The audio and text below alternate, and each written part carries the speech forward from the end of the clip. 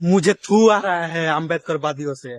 हमारा पश्चिम बंगाल का संदेश खाली पर मुगलों का औलाद शेख शाहजहां ने पीड़ित हिंदू दलित आदिवासी लड़की शादीशुदा औरतों को रैप किया, बलात्कार किया। लेकिन किसी भी मार्ग वाले ने, किसी अम्बेडकरवादी ने इसके खिलाफ नहीं बोला। किसी ने नहीं बोला शेख शाहजहां का फांसी होना चाहिए। क्या मुझे तू है इन जैसे अम्बेडकरवादियों से, जो बाबा साहेब अम्बेडकर का नाम यूज करके मुगलों का चट रहा है। जो संदेश खाली पर अरविंद केजरीवाल का, राहुल गांधी का, अखिलेश यादव का या अन्य जो पार्टियों के नेता हैं, खासकर विपक्षी दल, उनका ना बोलना समझ में आता है, क्योंकि कहीं ना कहीं राजनीतिक मजबूरी है गठबंधन को लेकर के या वोट बैंक को लेकर के। वहां तक तो ठीक है, लेकिन वो संदेश खाली जाने से वो डरते। आखिर उनकी ऐसी कौन सी मजबूरी है? क्या उन्हें किसी से वोट बैंक चाहिए? क्या उन्हें किसी वोट बैंक के छिटक जाने का डर है? क्या उन्हें चुनाव लड़ना है? नहीं ना। और आप तो अपना जो अस्तित्व बना करके रखे हुए हैं वह तो कहीं न कहीं दलितों के मसीहा के नाम पर, दलितों के शुभचिंतकों के नाम पर ही तो है ना।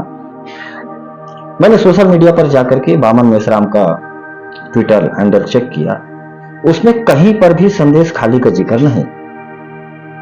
दूसरे जो दलितों के मसीहा हैं, चंद्रशेखर आजाद, उन्होंने 16 फरवरी को मात्र एक ट्वीट किया कि हम राज्य सरकार से मांग करते हैं कि इस पर जो भी उचित कार्यवाही हो करे और हम वहां जाकर के स्थिति देखेंगे। इसके अलावा प्रकाश राव अंबेडकर और इनके अलावा अन्य जो बड़े बड़े दलितों के मसीहा हैं, वो सब के सब चुप्पी साधे हुए।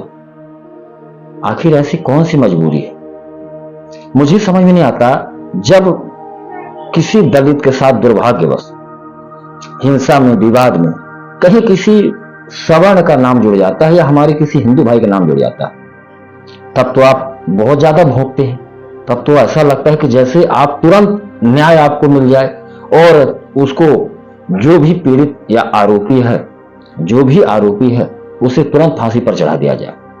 लेकिन वहीं पर आपका दोगलापन तब दिख जाता है जब उसमें शाहजहां शेख नाम आ जाता है, तब आपके मुंह में दही जम जाता है, आप कुछ नहीं बोलते। तो क्या इसे हम यह मान लें कि कहीं ना कहीं आप लोग फंडेड व्यक्ति हैं जो सिर्फ और सिर्फ समाज के नाम पर इस देश को तोड़ने का कार्य कर रहे हैं, बाकी और आपका अन्य उद्देश्य नहीं है। हाथरस की घटना हो, कठुआ की घटना हो, अन्य कहीं पर हो, जहां आपको भौंकने का मौका मिलता है, खास करके हिंदुत्व को, हिंदुओं को या हिंदू देवताओं को, तब तो आप बहुत बड़े मर्द बनते हैं। तब तो ऐसा लगता है कि जैसे आपसे ज्यादा कोई सूरवीर है ही नहीं। लेकिन गैर हिंदू का नाम आते ही आपकी चुप्पी आखिर क्यों? यह भी तो एक सवाल होना चाहिए। कहीं ऐसा तो नहीं कि आप इस देश में सिर्फ और सिर्फ हिंदुओं को बांटने और हिंदुओं को बांटने के नाम पर देश को बांटने की आप कोशिश कर रहे हैं? आमतौर पर यह सुना जाता है कि ब्राह्मणों ने जाति बनाई जिसकी वजह से इस देश में अव्यवस्था है। चलिए हम भी मानते हैं, फिर उस जाति को आप तोड़ने का प्रयास क्यों नहीं करते? जो जाति का लेवल है उसे आप खत्म करने का क्यों प्रयास नहीं करते? भारत में ब्राह्मणों पर यह तो आरोप हमेशा से लगता आया है कि ब्राह्मणों ने जातियां बनाई और इस देश में अव्यवस्था फैलाई, और जातियों की वजह से इस देश में जो कुछ भी हो रहा, दलितों पर अत्याचार हो या बाकी चीजें हो, सिर्फ जाति की वजह से। लेकिन एक बड़ा आश्चर्य आपको जान करके लगेगा कि इस देश में जातियों को गलत कहने वाले लोगों को जातियां तभी याद आती हैं जब उनके अपने किसी महाभ्रष्टाचार, महाघोटाले पर फंसते। उदाहरण के लिए अरविंद केजरीवाल ने मनीष सिसोदिया को महाराणा प्रताप का वंशज बताया, अर्थात क्षत्रिय वंश का बताया था। लेकिन कब बताया था? जब मनीष सिसोदिया को जेल जाना था। सत्येंद्र जैन को उन्होंने जैन समाज का हीरा बताया था, लेकिन कब बताया था? जब सत्येंद्र जैन घोटाला करके जेल जाने की तैयारी में थे। संजय सिंह को भी ऐसे ही बताया था उन्होंने, क्षत्रिय समाज का, लेकिन तब बताया जब उनको जेल जाने की, उनके काले कारनामे उजागर हुए। आखिर मनीष सिसोदिया, सत्येंद्र जैन या संजय सिंह अपने समाज के हित की कौन सी लड़ाई लड़ रहे थे जिनको आपने उनकी जातियों से जोड़कर खड़ा कर दिया? तब आपको याद नहीं आया कि यह जातियां ब्राह्मणों द्वारा बनाई गई हैं और ऐसी गंदी जातियों को लेकर के हम क्यों चल रहे हैं?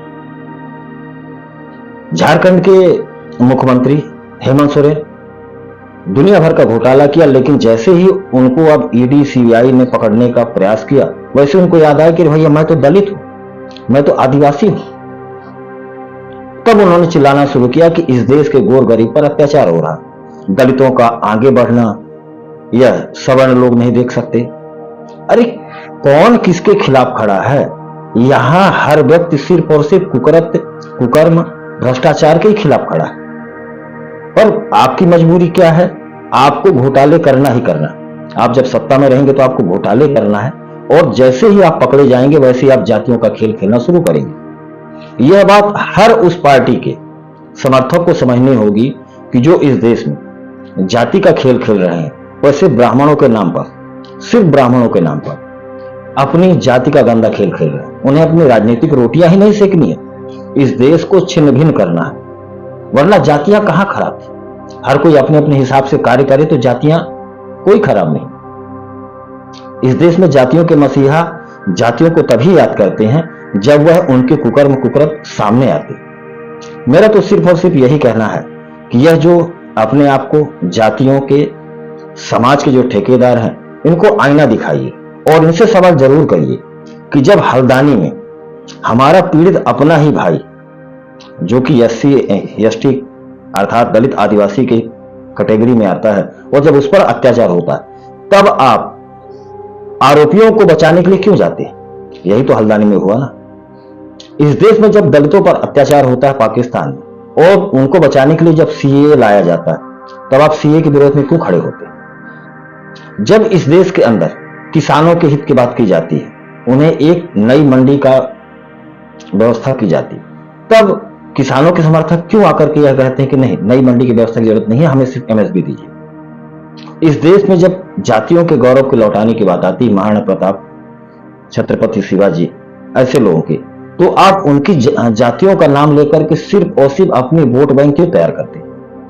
आप सोचिएगा। और वो पार्टियां जो सिर्फ जाति का खेल खेल रही हैं, उनसे बचकर के रहिएगा, अन्यथा ना तो ये देश बचेगा और जातियां तो खैर बचेंगी ही नहीं। और जब देश नहीं बचेगा तो हम और आप क्या करेंगे? जय श्री राम।